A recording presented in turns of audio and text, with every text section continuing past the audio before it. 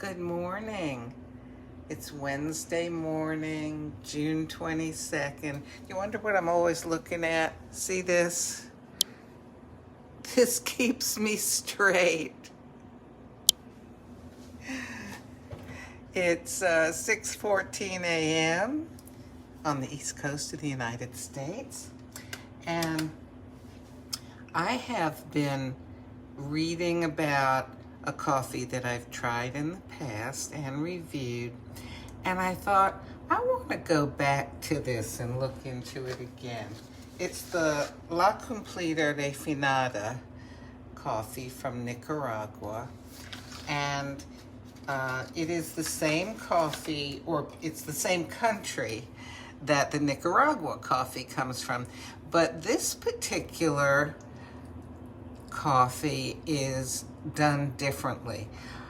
Normally, when coffee is harvested, you know how the coffee bean is inside of, or it's two coffee beans usually, inside of the coffee cherry. It actually looks kind of like a cherry too. It's like a small amount of fruity stuff and a skin that surrounds the coffee beans. And most of the time that is removed before the coffee is prepared to be roasted and all that kind of stuff. Well, with this stuff, what's different with the La Cumplida is the area of farms where this particular coffee is grown. They leave the fruit and the skin on for about 3 days, and they spray it with a natural yeast, and it kind of ferments. And then they remove all that stuff and they, clean and roast the coffee beans. So when I've spoken about coffees before, and I've said, well, whatever you're tasting or smelling is in the coffee's DNA. That's how it grew. Yes, but also the way that coffee cherry and the coffee beans are handled, the way they're treated and roasted and all that makes a difference to the flavor as well. So when I was reading about this, some people, it's supposed to have an aroma and taste of kind of like candied cherry and pomegranate. I actually read in one Nespresso article, it said pineapple and raspberry, but I only read that in one place. All the other places said candied cherry and pomegranate. So that sounds pretty good, but in coffee. And I read some reviews that said that they felt it was very similar to the cloudberry, which I believe I reviewed a couple months, maybe 3 months ago. And I think the title of my review might have been Nespresso Cloudberry, Where's the Coffee? So, but, again, I've got to say, I always tell people, you've got to try something several times before you can find out if you really like it. Because the first time, it can be kind of like a shock to your taste buds, okay? And the second time, well, then you may start thinking about it one way or another. And then the third or fourth time, I think that your sensory organs in your mouth and your nose, your brain, can start to make sense of it. So I thought, let me go ahead and I'm going to extract this as an espresso. Now, it also is recommended as a lungo, but I generally, just trying to get that aroma. I generally prefer even the ones that are made to be lungos as espressos. I guess I like my coffee a little bit more intense. Okay, so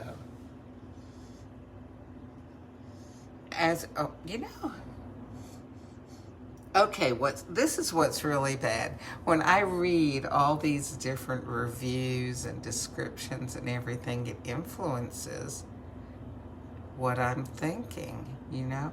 Well, I mean, you have to admit that this is true.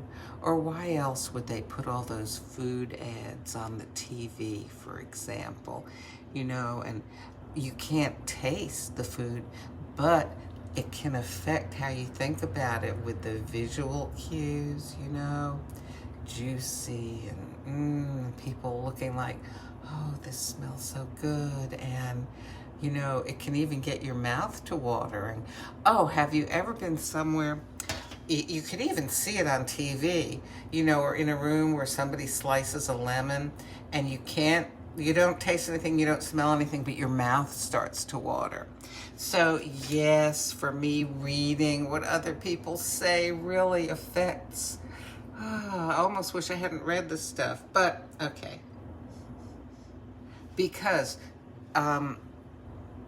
one of the effects of letting the coffee bean ferment in the cherry is that it gives it a little bit of a almost wine type aroma, a little bit of a fermented, could be a fermented type of aroma. And some people find that unattractive. And see, I feel like I'm smelling a sort of a fermented type aroma. But honestly and truly, well, my mother always used to say that she didn't like to be around people who were sick because she was a joiner. In other words, well, it's like me. If I'm around somebody and they say, oh yeah, I have a sore throat, or I've had a stomach virus, immediately my throat starts feeling funny, or I start feeling nauseated. I'm a joiner too. So all I have to do is read about somebody else's review of a coffee and I'm joining in already. Oh yeah, I smell that too. Well, I do better with tasting though. So let me, here. The crema obviously is dissipating. Well, of course, this is a very wide cup. Not good for espresso, but let me give it a taste.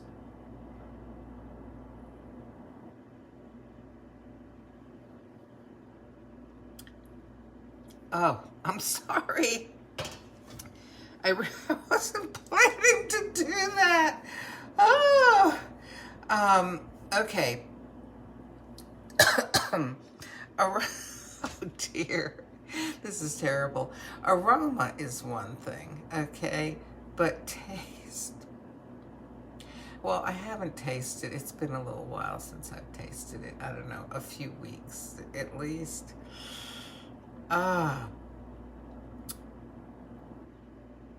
It's all right. Let me do this, okay?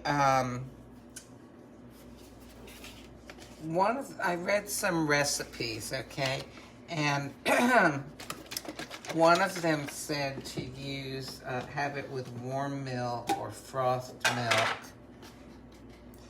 I'm gonna put in, just maybe a couple ounces of almond milk in my frother here. Let me put this in the fridge.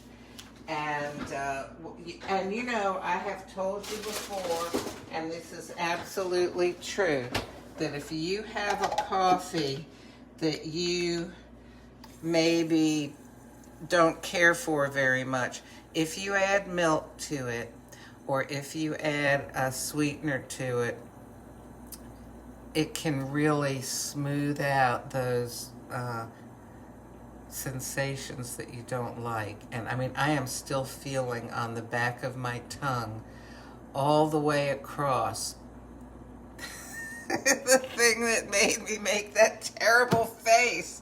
Oh my goodness. Now, I would really love to hear from those of you who like La Cumplida Refinada, because I want to know what it is you like about it. And I read reviews also where people liked it, but I guess a lot of people, it was pretty much across the board, found it unusual because of that fruitiness and also because of the kind of winey kind of quality. Golly, you know what? I can detect a sort of a candied, fruity kind of something. Okay, new container of milk, and sometimes you never know how these things are going to froth up. Let me get some of this out of here. Okay. So I give it a mix up with the frothed milk. I always think frothed milk is more fun than just plain old warming up the milk. Okay. We give this a try.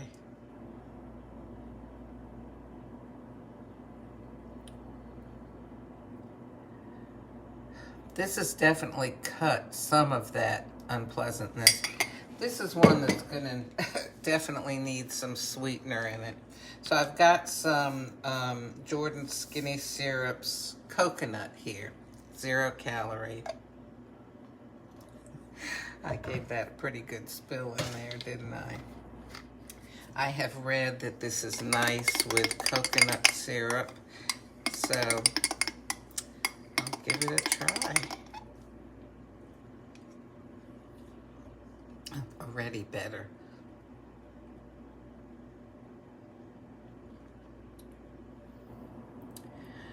I put so much coconut syrup in that I'm mostly tasting the milk and the coconut. Oh my gosh.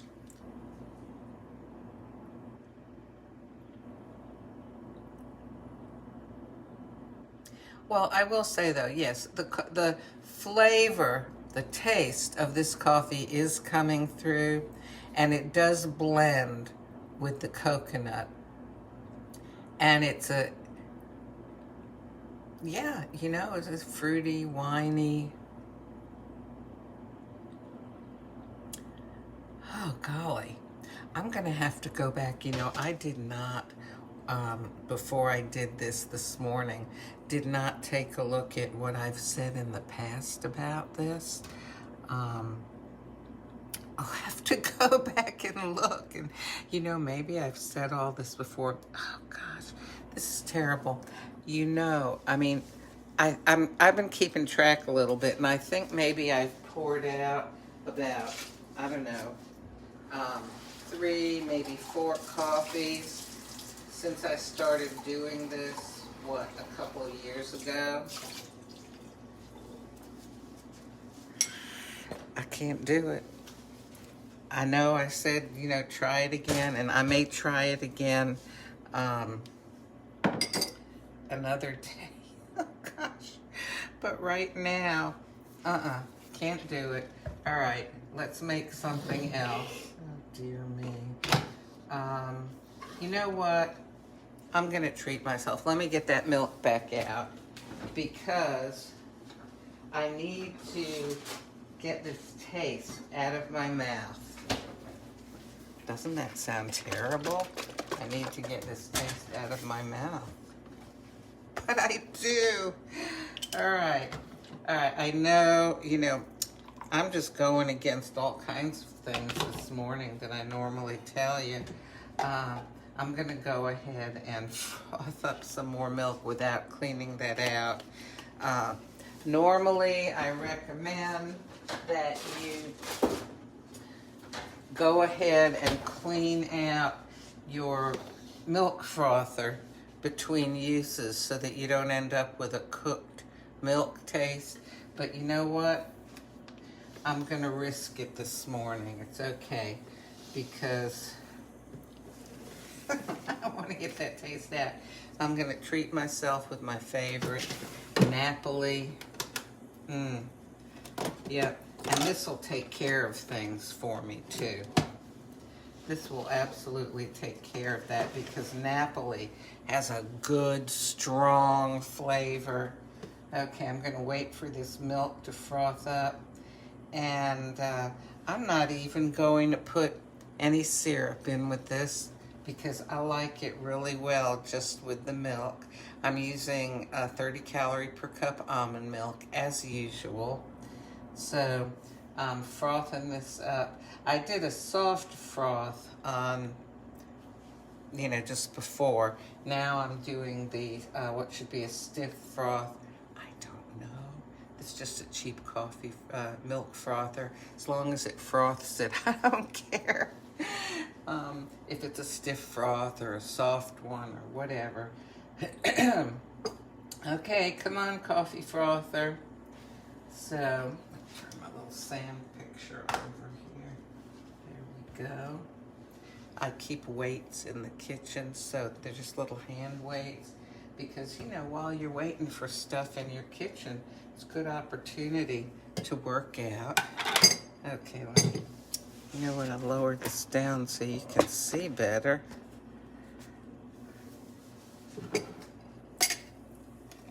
Okay. Honestly, this looks pretty much like the froth from the other one. I just put more milk in this time. Okay, so even though this was about La Cumplida Refinada, we're ending up with Napoli. Alrighty, now let's go ahead and, oops, what am I doing? Okay, here we go.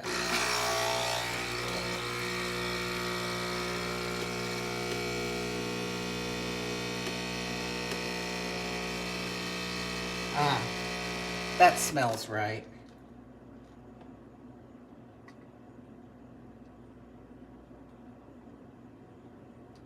Okay.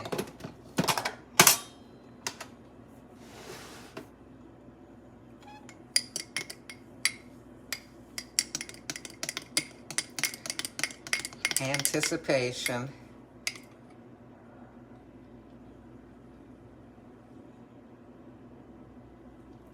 Ah, this is a good cup of coffee.